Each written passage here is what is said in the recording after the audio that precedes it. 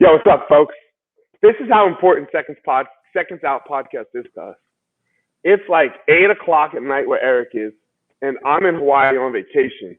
But we're not skipping. We're not skipping. Let's go. What up, man? How are you? Bro, I kind of missed you, to be honest with you. I know we talk so much. Looking forward to getting with you on this and rapping about last week. So yeah. Let's look. Before we get into man, hold on. I don't even know this girl's name. We should know this girl's name. Whoever, the girl that has Wallid Ismail for her manager. Did you see that? Did you get to see that post-fight interview? No, I didn't see it. Bro. Everyone needs to fire their manager and hire Wallid because he was like, she only speaks Portuguese. She doesn't speak English. He didn't say a fucking word that she said. All he did was promote her. Wallid. Wallid. Yeah, I did see that shit. He's like, man. She said 2 words, motherfucker. She didn't. I can speak some Portuguese. She didn't say anything of what he said, and he was like, "No, Dana White, Miss Maynard, this is gonna be your champion. She's the uncrowned champion." He was just going nuts, and I was like, "Damn!" I was like, "Hell yeah!" He not a word of what she said, not a single word. That's where we're starting the podcast. Oh, Wallid, yeah, I know exactly. Yeah, he's a hype, bro. He's all hype. That guy's awesome. He is a hyped man. Literally, whoever your manager is, everyone needs to fire their fucking manager and hire Wallid. Yeah, start speaking Portuguese and know like 2 sentences. Yes, it doesn't even matter.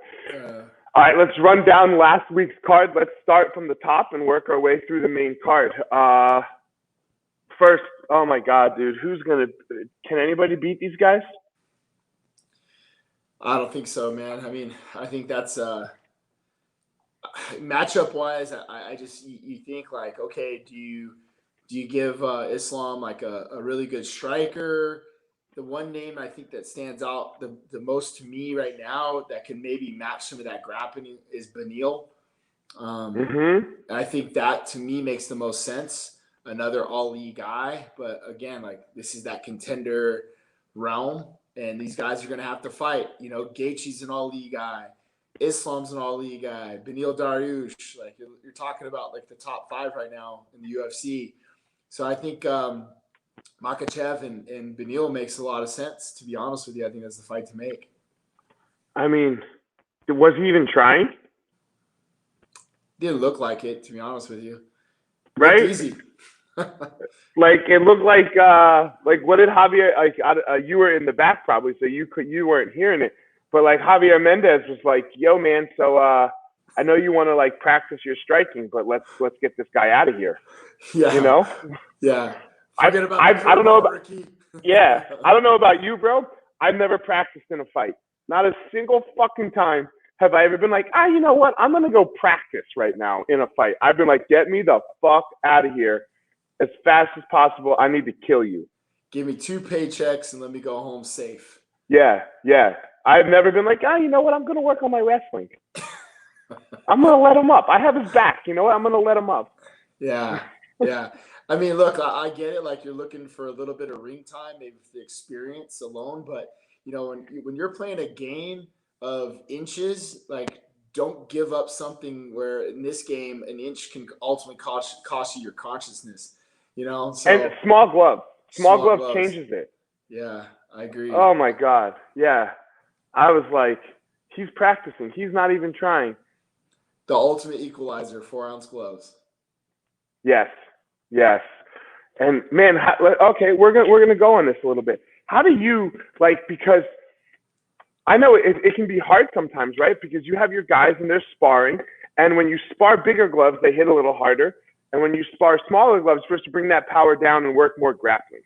Mm-hmm. That is how most people do it.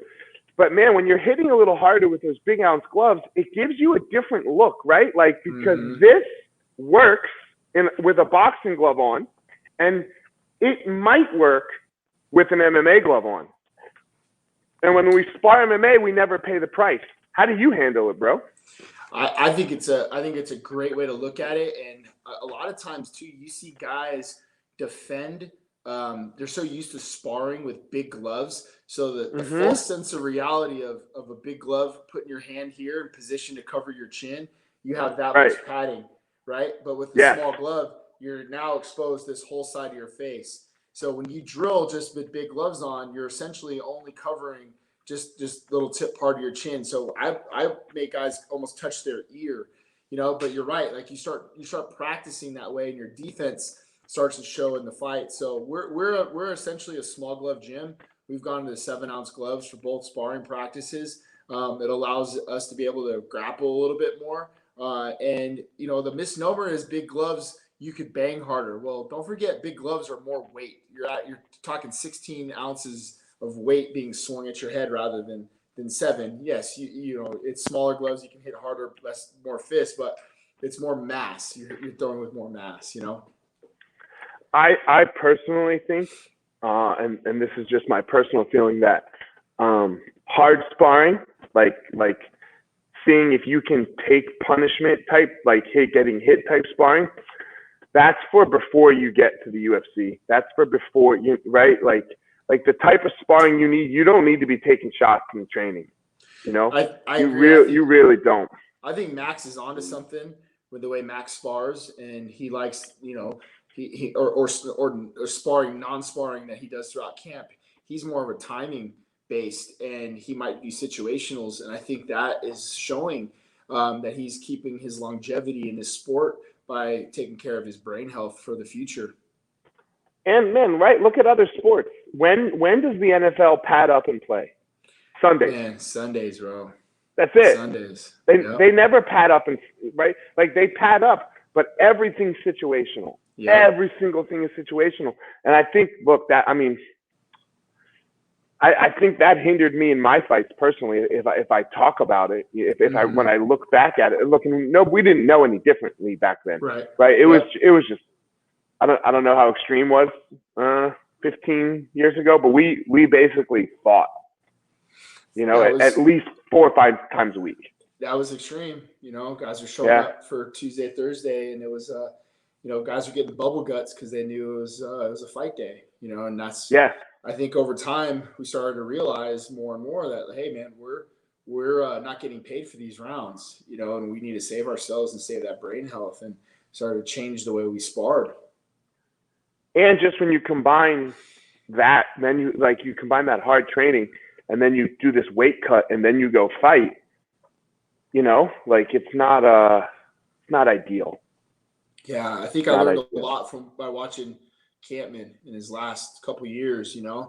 How hard he would spar, some of the concussions he got in camp. And then go complement that with a weight cut down to 170. I think over time, like our history should help us learn for the future. Yeah, for sure. It's on us, right? The guys who were there before and now coaching to make that shift, right? It's on us to make that shift. Agreed. All right. Fight number 2, your girl. You just got back from dinner with her, you said. Miesha Tate, Cupcake. First of all, where the fuck did she get that nickname? It's so corny. I love it. It's like, I like to make cupcakes. Miesha Cupcake Tate. Yeah. Is that really how she got it? She liked to make cupcakes? Yeah, she liked cupcakes. Yeah, there's nothing more to the story, to be honest with you. There's nothing good here? I wish there was something cool about it, bro. I wish there was a better that makes it even better, bro. Yeah. That makes it even better. Yeah, exactly. All right, so first of all, we'll go you. How did you feel about the fight? I don't think you could handwrite a better comeback as far as from a coach's perspective on what I wanted to see out of her. I definitely wanted her to get into a little deeper rounds, and I thought getting her on the stool. We didn't see like a lot of adversity by any means, but we had some small adjustments to make. I think that's important. I think getting her that cage time was like going to college or, getting back into school a little bit to understand like what it's like. And then going out in the third round and go find a way to go get a finish. I think if we really wrote it out, that would have been the perfect scenario for me. Okay, I agree. Now, from a spectator's perspective, I agree. It couldn't have been better. It couldn't have been better because you don't want too much adversity in this fight, right? Like you want a little bit, and you want, like, from my perspective, the first round wasn't great, right? It was okay, but then she came through it, right? That's the only real adversity you really needed to see. Was like, what was the second and the third round going to look like the first round? Because the first round, feeling out, rust. I have not done this in 5 years, 6 years, whatever that was, right? Was she going to continue down that path, or was she going to, like, bite down and say, fuck it, let's fight? And she bit down and said, fuck it, and let's fight. Now, she got very little back from Marine Renault, which is fine, which is almost what you would want as a coach in that instance, which is, I agree with you, the ideal situation for your girl. Yeah, and, she talked about coming out and, like, going balls to the wall and just rushing her and, and everything else. And, Marion does have a good drop back counter right hand. There were some things there, cage awareness as far as chasing and cutting off, that I wanted to make sure we weren't doing. Like, hey, let's not chase after her where she can plant cross. Let's cut the cage off correctly. Little technical details. But for the most part, man, I agree with you 100%. And I'm just so proud of her. And a lot of people don't really understand. I think from the outside we hear, the relationship and the this and that, her prior past experiences. She won a world title back then, and she went through a lot. But being able to see her commit herself fully to a new camp and a new regiment at a time when a lot of people might have lost so much love for this sport, man, I'll tell you what, Eliot, like, the win really falls on her. Like, she did all the work. She got up in the morning, and she's the one that committed herself to those hard workouts with Coach Cal and the training lab guys. And she wanted to eat right the whole camp, and she didn't cut any corners. And as a coach, I think that people lose sight of the commitment that a lot of these fighters had. She didn't leave any crumbs behind. And win, lose, or draw, this falls on the fighter. This is the CEO of this company. So, as a coach in her corner, it was just beautiful to watch, and that really the credit goes to her. What's next for her? What do you think is next? Because you have Holly Holm calling her out, right? Like, yeah. I mean, if I were Holly, I would want that fight as soon as possible before she gets any momentum, right? So what's next for me? And look, I'm a Holly fan too, because I grew up training with Holly. I love Holly Holm. But so what's next for Miesha? Do you think Miesha takes that Holly fight? I think that fight makes a lot of sense, but I also think getting another like kind of mid-tier level, maybe top 15 or not ranked opponent, depending on if we end up in the rankings. I think one more of those fights just to have a good camp again makes a lot of sense. I don't really have any names set in mind, but right. I definitely feel like, I think the Holly fight's a great fight, but I would definitely like to see one more just like get in there, get her feet kind of moving again, and get another kind of, not necessarily say a tune-up fight by any means, but just that. Like, I think just the experience is important. Man, that's going to give her the best performance enhancing drug of all time. And it's not an actual drug, right? That shit's just called confidence. 100%. And if you can get a fighter with confidence, man, I'll take confidence over all the steroids. Yeah, agreed, right? No shit. Right? All of them. I'll take confidence over all of those motherfuckers, because once you're confident, man, it's like you. I don't know. It's hard to explain, right? It's hard to explain. You can't put your finger on what that quote unquote it factor is. Like, what do you feel about? How do you feel like when we've been doing this for a while now. We've been around fighters, I don't know, 30 years, 20 years of our lives each. So 40, 50 years total here. God, and you can just see when a fighter has it, right? Like, there's just something about them. So to get Miesha another fight before a contender fight, world title-ish type fight, she'll be riding high. Yeah, I agree, man. I think the thing that we lose sight of so often is that, like, winning doesn't care about, you the next time around, right? It's like, you just gotta, like, you think about like, oh, well, what did I do last time? and I did all this, I did everything right, and then you show up to the podium and winning kicks you off the fucking podium. You know, it's just never fair.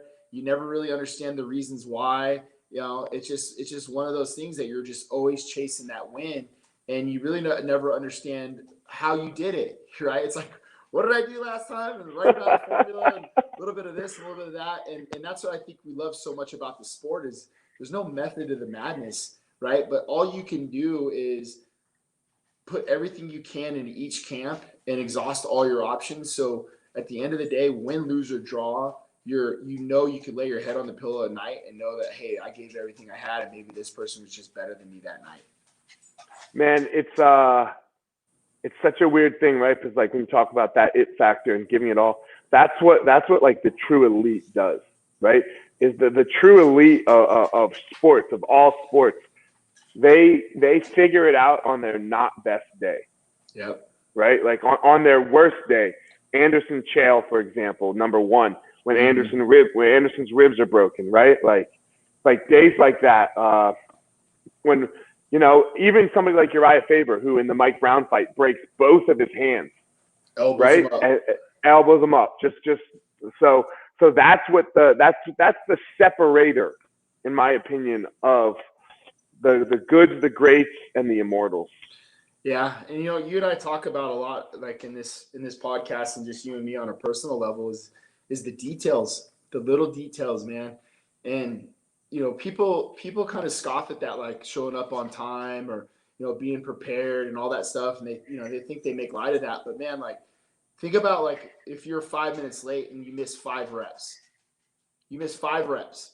right? And then you add that into the next time you're late, and that's 5 more reps. And then you compile that into an entire camp. That might be 100 reps that you missed out on because you decided to be 5 minutes late for each practice. And then you lose a fight, and those reps could have ultimately been what's won you the fight or lost you the fight. And I just don't believe that. I don't believe in like, oh man, I just don't believe in being unprepared. Like, this is your fucking job. This is your livelihood. Why not? What do you do? What do you do? What do you do when you have a fighter that's doing that?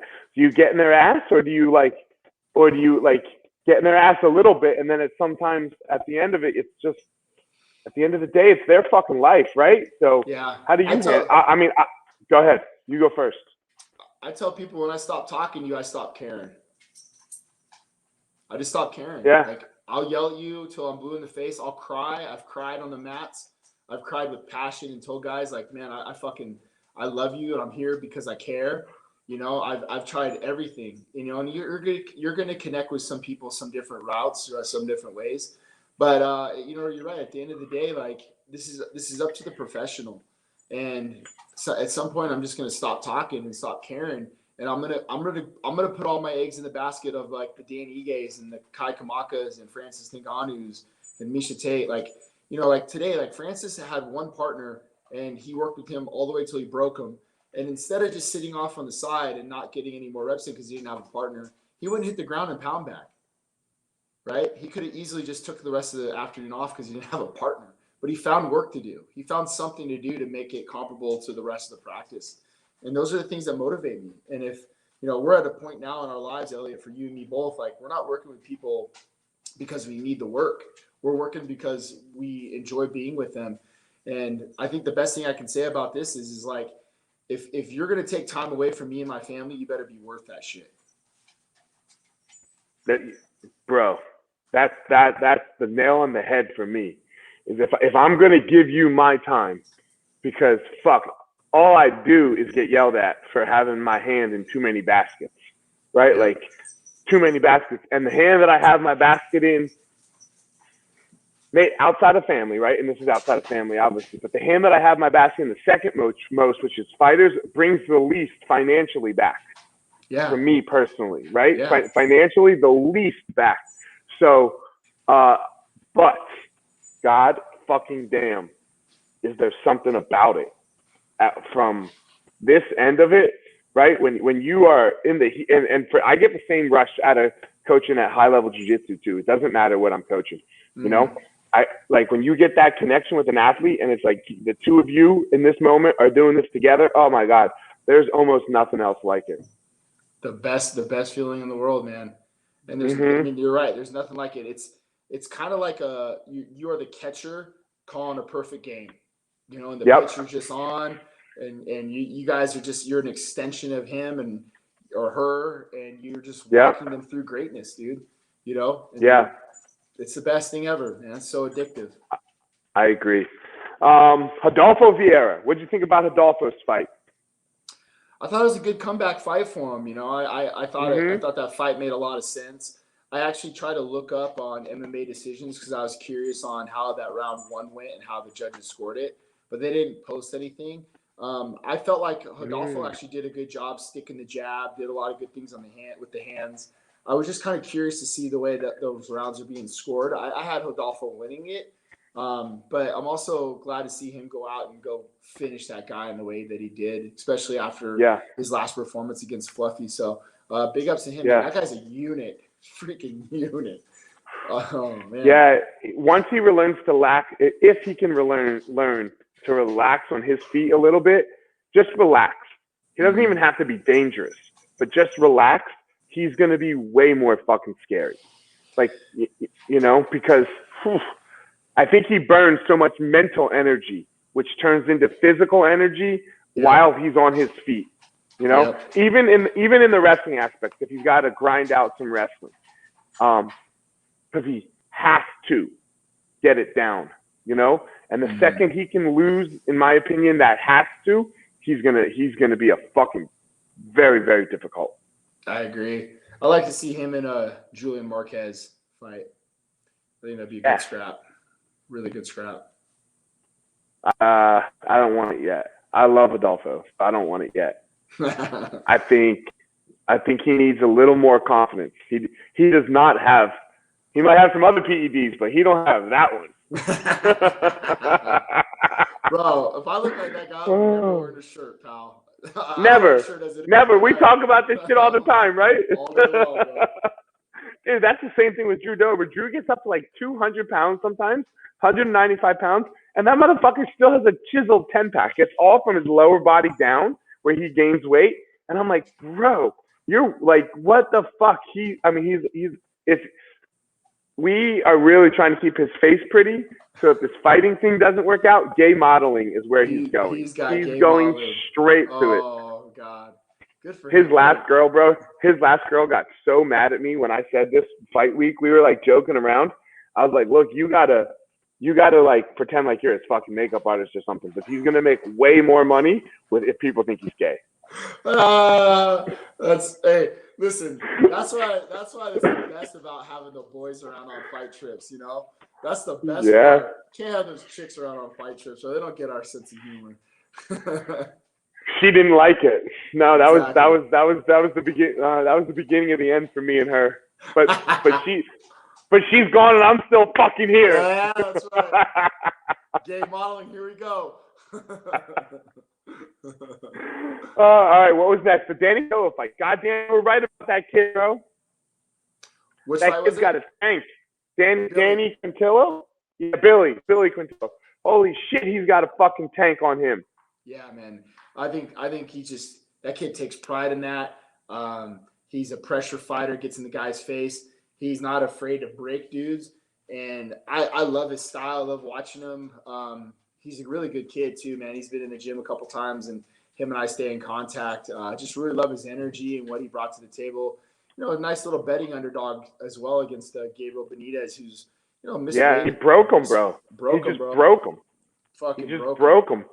Right, almost from the get-go, almost from Jump Street, like after that first round. And what kind of question was that? Do you have a headache from the doctor? Did you hear that shit? We heard it in the back, and I was like, because we were warming up, and I'm like, do you have something a headache? Like, yeah, of course he does. Yes, of course he got a fucking headache. You see how many punches he's gotten fucking hit with? Yeah, do you have a headache? You get hit with, let me punch you one time and see if you have a fucking headache. Yeah, bro, sometimes I wonder, where do they get these doctors and judges? Like, I swear. Like, what? Do you have a headache? I feel like sometimes they just need to say something, and it's like them just interjecting themselves into the fight some way or another just to be relevant. Do you want to fight? Fuck. Yeah, do you want to fight? Because, like, what if he says, yes, I have a headache? Are you going to stop the fight now? Because he said, yes, he has a headache? No shit, he's got a concussion. Guess what? So does the other guy. Right. If you see round 2, guess what? Concussion. Exactly. What the fuck? I was like, what are you doing? Like, do you have it? I rewound it. Like, so I was like, did he really just ask him if he has a headache? Oh shit. There was one more fight on the main card. I can't remember. What was it? Jeremy Stevens. Oh yeah, man. That's about it, man. Yeah, that's about it for Jeremy Stevens. Yeah, I think it was that 5 or 6 in a row now. Yeah, he's it's not even exciting anymore though. Yeah. I mean, shit, dude. He put old Josh Emmett out in the way that he did, and I think that was his last win. Was the Josh Emmett fight? Right. But how long ago was that? Right? Years, dude. Years. Yeah, I think you're gonna have to part ways with him. I think. Look, and I don't say that's it for him. Let me. That sounds so harsh, right? When I say that's it for him. This is the most brutal sport in the fucking world. Okay, and where this sport takes you is a really, really dark place.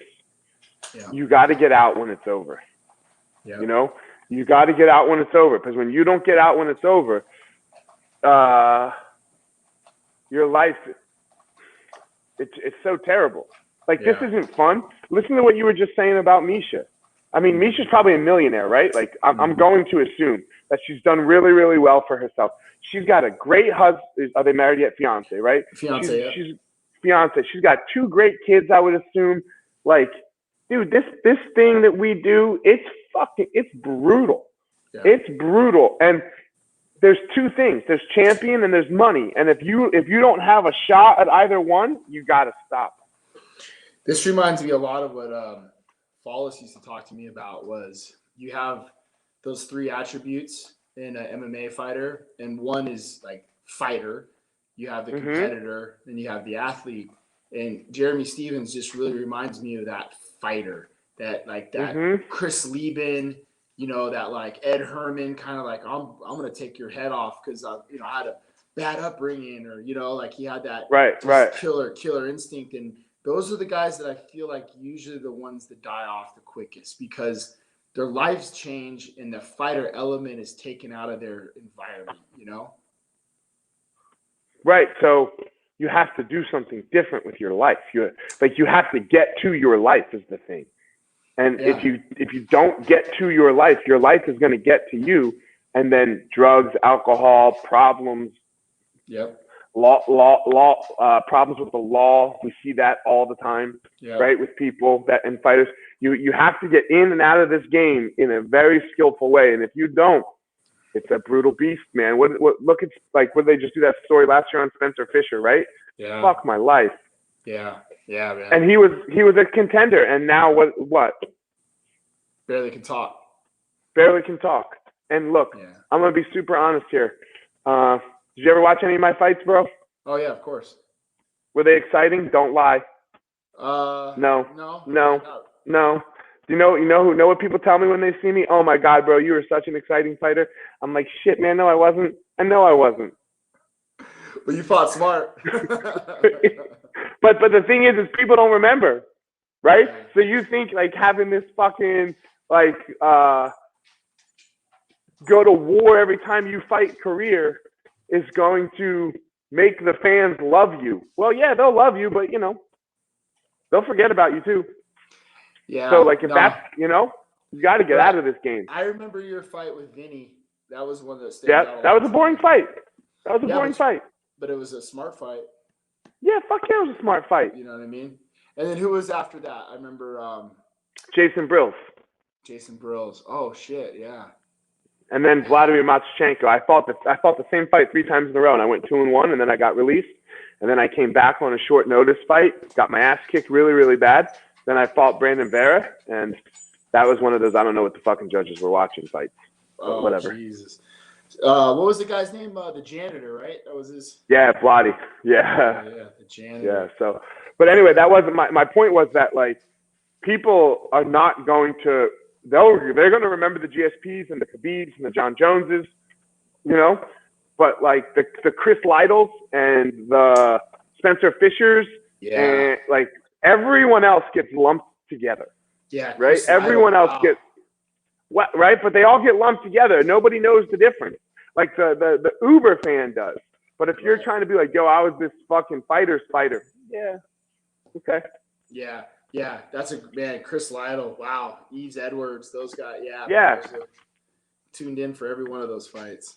Yeah. Great fighters. Let's jump to this weekend. Wow. What a main event. What a story we have here. Yeah. You want to go first? You want me to go first? I think you should go first because I think there's got a little bit of a connection there between the two, you know?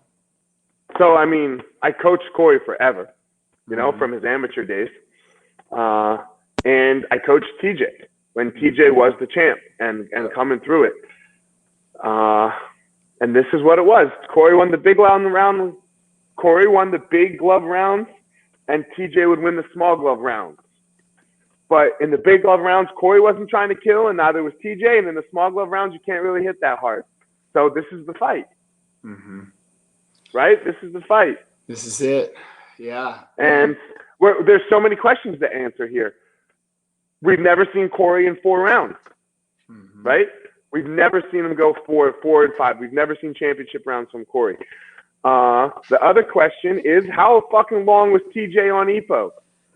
Because I mean, he said it was just the one fight. So if we take him for his word, which we don't, right? Like then he can go 4 and 5, no problem.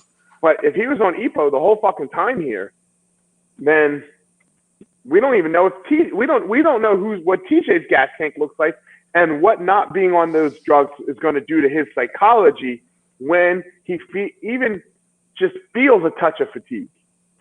Dude, let's talk on that for a second because, I mean, I don't really care what the guy says from here on out. I really don't. And you know, I'm a Dwayne guy. Like me too. I'm directly, my lineage through my Muay Thai is directly under Dwayne. I love Dwayne, but this is not about Dwayne. This is about TJ, and it's just hard for me to really give 2 shits about the guy anymore, to be honest with you, because I know all those guys at Alpha Male, and I know all those guys what they say, and they're the ones being like, this dude's been on this shit longer than anybody, and you know, like if you got caught, like I'd have more respect if you just came clean on it and said like, yeah, dude, I've been doing this my entire career. You know, I'd at least have a little bit more respect for you. But I think when you lie about the fact like, oh, I just got caught this one time and I did this one fight. This was the only time.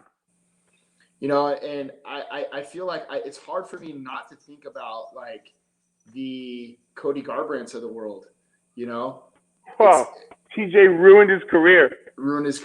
Essentially. You know what I mean? Like, what's Cody's record since those TJ losses? I think he's won 1 fight. He's won 1 fight, you know? And it's just really hard for me to think about the guys that he's beaten and how he's beaten them in the fashion. I don't think Renan Barão was clean by any means. I don't know if he was or wasn't. I don't think he's ever been associated with it or been guilty. You just have your assumptions. But he essentially sent Renan Barão in the shadow realm after fighting him twice, you know? Everybody but Dom, right? Everybody but Dominic Cruz, you know? And look, not to TJ's defense, but TJ got a staph infection in that camp, a bad one. So, you know, but then it begs the question of who knows, right? Because that was the first fight with USADA. So did TJ get off the shit for the Dominic Cruz fight? Because nobody knew what USADA was going to look like. And then after that, got back on all the shit. Right? We'll never fucking know. But we're always going to wonder because once you get caught, and it wasn't like he got caught with like a tainted supplement or like a small one. He got caught with the king of them all. Yeah. King of them all. The king of them all. In this sport. Yes. Yeah. So, and, you know, I just, it's hard for me knowing what extensive research they do at the training lab. It's hard for me to believe that Coach Cal didn't know about it. Like, you know, it's just really hard for me to believe all this stuff. And we'll get into the X's and O's of the fight. But I think just for me as a fan and the legacy that he's fighting for now, he served his time. I'm okay with that, but it's still going to be hard for me to ever really cheer for him other than the fact that I love Dwayne. That's really it. So, and I love watching Sandhagen. I really do. I love watching his fluidity, the way he moves in and out, the way he sets his traps. The kid can strike from both stances. I think the kid's got all the upside in the world. And, to be quite honest with you, I'm hoping eventually it'll be him and Aldo again, because I think those guys deserve that title opportunity. The kid's the real deal. I'm looking forward to seeing this fight. Okay, the Aldo fight, take nothing away from Aldo. That fight will never happen quite like that again, right? Like, it was a perfect night for Aldo, and he's not going to just come in and starch Cory inside of a minute again. Shit like that happens, right? Like, I'm not saying, and I know Aldo's your guy, right? I'm not saying Aldo ain't going to win, right? But I'm just saying, just like Cory's not going to go out there and just fucking, like, he could just starch Aldo once. If they fought 10 times, they both might have a starch for each other in there. Yeah. But more likely, there's going to be a more competitive fight. No, I agree. Is the point that I definitely think that. And then there's some like some comeback where he wants to make that fight. He wants to come back and show everybody that was a bit of a fluke. But this is a huge fight for him and a great opportunity for him. And I think this is the perfect litmus test for both guys. That comeback for TJ and where Cory's at in career, this is matchmaking at its finest. Is Cory the real deal is the question we're asking, right? Because Marlon hasn't been the same Marlon. And Frankie, look, Frankie's a fucking champ, but Frankie's 40, you know? So and Cory has starched everyone else outside of Aldo. But Aldo's the only real contender here in the names. Is what it's boiled down to, and we're gonna see is Cory for sure the real deal. I believe he is.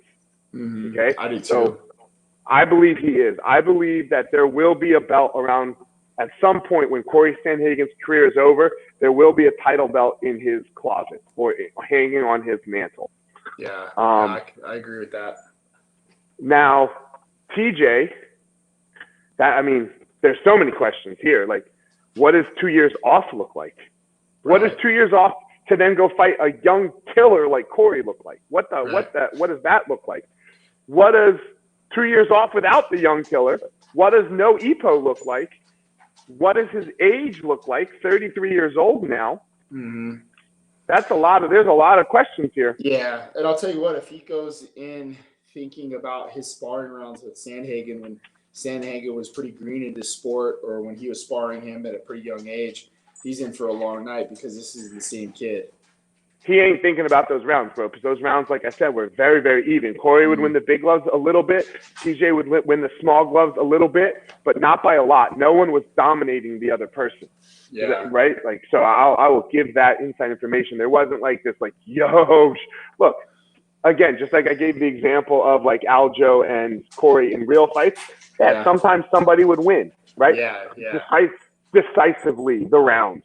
But like, I've been beat by plenty of people in a round that have no business hanging with me. Yeah. But when you put the whole conglomerate together, 51-49. Right. And I ain't, 51-49, 50-50 basically. Yeah. So who's, but look, it's going to come down to the brain. It's going to come down to the two things in between, the one thing in between your 2 ears. That's how I see it. How do you see it? I think you make the best point about this whole situation is the guys that I've known that have been on performance-enhancing drugs, the Robert Drysdales of the world, he stands out because Drysdale could not get off the TRT. And I just felt like it became a psychological thing for these guys that like they needed it to win. They needed it to have it in their body to win. And like that was the thing. Like I remember when Falls was coaching, and Falls was like, "God damn, like just get off the shit." And it was like you just fall slave to it, and you feel like it's the only thing that can help you win. And that's the biggest question I think is how is this knowing TJ a little bit and his ego and the way he thinks. I think this is going to be a big showing to see how he is without the EPO. What's your call? I honestly, I think if TJ wins this fight, he's going to have to wrestle. I think he's going to have to wrestle. And it being a 5-round fight and without the EPO, you know, I don't know how that's going to work out well for him. I really don't. I think Sandhagen has kind of learned his range and understanding to keep guys at the end. And then he walks guys down to the barrier where he sets his traps and he walks you into shit, dude. Pressure release striker. He'll pressure you forward, release the pressure to allow you to come in and then have his trap set. I love watching him. I just like watching breaking them down and see what I'm missing out on and things I can pick up. So I'm a big fan. I like them both as far as their skills go. And but I think Cory gets them. Stops him? You know, I can see him stopping him. I think he can. I think he can stop him, to be honest with you. You know, I think it's a calculated risk. A lot of times you're kicking wrestlers to the body, but I also think it's a kind of an important tactic to have in a 5-round fight. And a guy that's predicated on his gas tank is to kick the shit out of their bodies or punch the shit out of their bodies and wear on them low calves, wear on their bodies. So coming into the 4th and 5th round, that, you know, they're beat the fuck by the time you get them on that stool. You know, I love that mentality, and I think that's what Cory can do. I say Cory stops him towards the second half of the 4th round. I like that. I mean, Go ahead. TJ wins round 1. TJ wins round 1 because he's going to wrestle. He won't stop him though. And then TJ's going to start feeling that fatigue, and that's going to fuck with his head. And that's going to fuck with his head in a way, and then he's going to be down 2-1 going into this is my prediction. He's going to be down 2-1 going into the 4th. He's going to come out very hard in the 4th and not get the finish. And then after that, after this little, whenever this happens, this timing thing of TJ trying very hard in that 4th round and not getting it, Cory stops him after that. TJ breaks. See, I like the mentality too. We actually did this a little bit in Brad's fight. We kind of wanted the wrestling exchange, like not necessarily like throw the round away, but even if we got taken down a couple times, it's actually going to work in our favor later on in the fight as the fight goes. So yeah, I like that mentality. It's like, hey, come out and wrestle a little bit. Carlos Condit did that when we fought, when Campman fought him in his last fight. It was a 5-round fight, and Condit was like, I'll let you out wrestle me. You can wrestle me all you want round 1. But I know how hard it's going to take for you to keep me down and to work. And it's actually going to benefit me more going into the later rounds because you're going to blow your gas tank out. So he's like, I'll give you round 1. Because you're not going to stop me. Because you're not going to stop me. Exactly. You're not going to. It's not going to be a 10-8. You're not going to choke me out. So blow your load all you want on round 1, and then I'm going to pick you apart in rounds 2 and 3 and get the finish in round 4. The only thing that makes me nervous, and this is the only thing, and I wasn't nervous until 2 weeks ago, was Cory works a lot with Ryan Hall on his jiu-jitsu. Like, Cory loves Ryan Hall. And Ryan Hall and the lower level fighter obviously works really well, all of that stuff. Ryan Hall plays that loose game a little bit that got him in trouble with an upper echelon fighter, you know? So we're going to have to see if Cory can close that. And if TJ gets him down, if he cannot be so risky, Ryan Hall-ish with his grappling where he gets hurt. That is a question. I don't think it's going to happen, but it is a question. You know, it's funny that you brought that up because something that really stood out to me in this last card was the Figueiredo brother, who had a dominant position, topside position, and it was about 2 or 3 minutes left in the round, and he went for a leg lock and lost the position and ended up on his back. And then Gordon ended up kind of taking the rest of the round on top. And it was like such a calculated risk to go for those submissions in those spots. What's the risk reward? You better be dead right. You better know that you have that position. I deal with that a lot with Roman Valdezi, one of my guys. He's just a loving dude. And it's like, bro, why don't we just stay in topside half guard and understand our situational awareness and know that, like, we're not going to go for these positions and submissions there in those spots. So, no, it's an interesting part. I wonder where, you know, I like leg locks in positions, but I also like leg locks to help me get up, you know, help get up in those positions. The problem with leg locks, and look, I think and I don't want to say that Ryan Hall got himself in trouble because of leg locks. He didn't get himself in trouble because of the leg lock. That did not there was another position that happened that got him in trouble.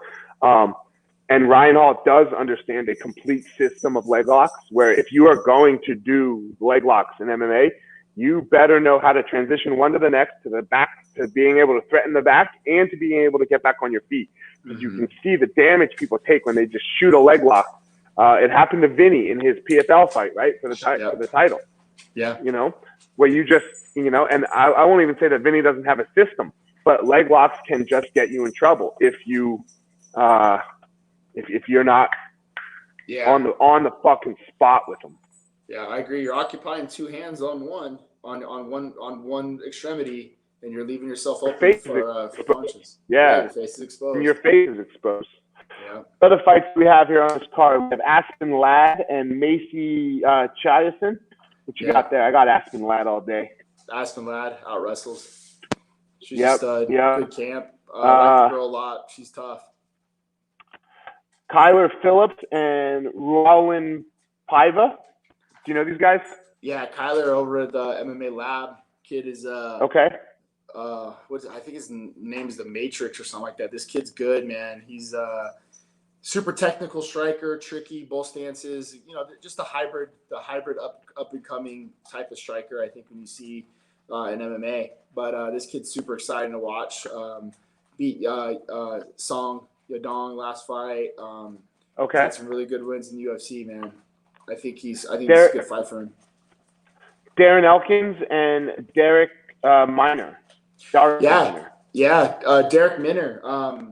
You know, tough kid. He out trained with us a little bit, cross with us in 10th Planet, moved out to train with James Krause up in Kansas City. You know, Krause has got a good program out there and got this kid rolling. He's with Krause? Yeah, he's with Krause now. So he looks good, man. I think Krause comes to very well prepared and a great mindset. I think he comes up with good game plans. And you're going to need that against a guy like Darren Elkins because this dude's a fucking zombie. You know, you got to shoot this guy between the eyes to get him out of there. So I think this is a classic, you know, grappling kind of exchange with these guys. Minner's got a good guillotine, a good submission game, but I don't think Elkins is ever really scared to shoot in on guys, you know. So, you know, I don't know who I'd take in this fight. I think I would take Minner just as far as the youth and, you know, the understanding where the game plan is. But fucking Elkins, bro, is savage. He's a savage, but I think I go Minner. I think I go Minner. I'll go Minner. I think Darren Elkins might be towards the end of it. You know, and I think it's hard to come back from when you're on the end of it. Yeah. Last fight on the main card here is Miranda Maverick and Maycee Barber, the ladies featherweights. Yeah. Yeah. Maycee, you know, Maycee, what did they call it? What was their nickname for a minute? Maycee the Prodigy. I don't know. It wasn't the Prodigy. It was something silly like that, right? Let me see. The future. The future, right? The future. I'm not the biggest Maycee Barber fan. Yeah. But, you know, I don't want to hold it against her. She was a young kid trying to get away from her dad at the time who, you know, that a situation like that. So can't say I was the bigged fan. But, and then there's Miranda Maverick. It's going to be a good fight because Maycee fucking brings it, man. Maycee brings it. That like her, don't like her, whatever it is, win, lose, draw, she's fucking coming. Yeah, I really like this Miranda Maverick girl. Like I got to sit and talk with her. She fought on the same card as Francis and Stipe. Just gotta pick her brain a little bit, man. She's finishing up her masters. I think she's at like Virginia Tech or something. I don't know where she's in the Midwest. She's moving to Denver. She's moving to Denver after this fight. She called me, dude. She called me mid-fight camp and was like, "Hey, I'm moving to Denver." And then I like looked up when she was fighting next. I was like, "Yo, girl, you got to fight in 4 weeks. You're moving now? Like, please don't tell me you're not moving now. And like you want to switch camps right now." Yeah. She was like, "No. After the," I was like, "All right." Cool. Yeah, I gotta sit and talk with her. And actually, her dad was in her corner, and you just felt like the good energy, the good vibe. I felt like they were onto something. I was a fan, man. I liked her. I don't know Macy all that well. I've heard, I've heard through the grapevine, just some prima donna level things, but I don't know her, so I don't want to make any assumptions. But this is a must win for her. The future. She's lost 2 in a row. Yeah. She lost she lost to Roxanne and she lost to Alexa Corso. So I think this is one of those like, hey, the women's division is so thin. You can lose 4 or 5 in a row, and I think they keep you around. As long as you don't get murked, you can't get murked. Right. You can't look like you don't belong. Right. Right. Because if you look like you don't belong, like what's her name, Rachel Ostovich, right? Like, she doesn't belong. Bad. So if you don't belong, then it's a problem. But if outside of that, they'll keep you around for sure. Yeah, good thing for OnlyFans. Yeah, of course she started one, right? Oh, you have to. How else are you gonna make your fucking money? Fucking. How else Isn't she fighting? Isn't she fighting? Paige. Paige. Yeah. They're fighting for Paige. OnlyFans. Who's the best yeah. I don't think Paige has to do an OnlyFans, homie. No, Paige doing her thing. But Rachel does. Does. Yeah. So, all right, man. That's it. What was I gonna say? Man, we want to know from you. Hit us up on the gram. Go follow us on the gram. Hit us up. Who do you want to have us talk to? Who do you want it to be our first fighter guest? Okay? Tell us who you want. Eric's got a little poll. I got a little poll. Who do you want us to reach out and talk to and get to be our first fighter guest? And we'll see if we can get them. So, who do you want to talk to first? If you had to talk to one fighter out there, who would it be? My mom. Fuck, dude, your mom. How about your mom coming? How about your mom coming in with that Conor McGregor breakdown? My mom. How about it? How about at Eric Nixick's mom getting a shout out from Joe Rogan? God damn. Joe Rogan. Wow. What did you say your mom said to you? Show me, where's my blue check? Where's my blue check? Where do I get my blue check mark? Oh, shit. Here we go. Look what we started. Look what you started, Joe. The whole thing was just giving my mom a little bit of shine for just getting up in the morning and, finding a good reason why he could have broke his foot. Good on you, Mom. And this shit goes viral. Good on you, Mom. That's right. Your mom doesn't know shit. Your mom's a fucking idiot. Oh, man. I think everybody lost sight of the fact that my mom's breaking down tape, motherfucker. I think you lost sight that my mom is like, how old is your mom? Like 60, 70 years old? And she fucking watches fights? 7 a.m. Fucking A. Tape, bro. Writing to everybody. Yeah. So, let the lady fucking live a little bit. Oh, let her do her thing. Hey, look, who do you guys want us to see? Who do you guys want us to talk to first? And second of all, how the fuck do we get Eric Nixick's mama blue check? Somebody help us out. All right, so I think here's what we do is all right. You pick one of the people that I have pull, and I'm gonna pick some of the people that you have pull. I definitely I'm always interested in talking coaches, so I love Cody Donovan and some of the guys you have. I think getting some of those guys on would be dope. But I think let's let the listeners kind of pick and choose. We know, Francis and Miesha and all that whole crew would love to be able to come on and rap with us. But I would love to talk to Miesha because just the whole mom thing coming back, that kind of decision, to hear what that sounded like, from in her brain. And I don't think you're really a media guy, and I'm not really a media guy. I think we're both dads that coach and have fighters and really care about our fighters. Yeah. So we could come at some questions from a different perspective, I hope, rather than so. Yeah, all right, fans, let us know. Who do you want us to talk to? Which fighter, which personality? Let us know. We'll try to book them. Outside of that, he's Eric Nixick. At Eric _ what is it again? XCMMA. XCMMA shit. And at Fire Marshal 205, and don't make any fat jokes. I know I'm not 205 anymore, motherfuckers. We'll see you next time. We're out.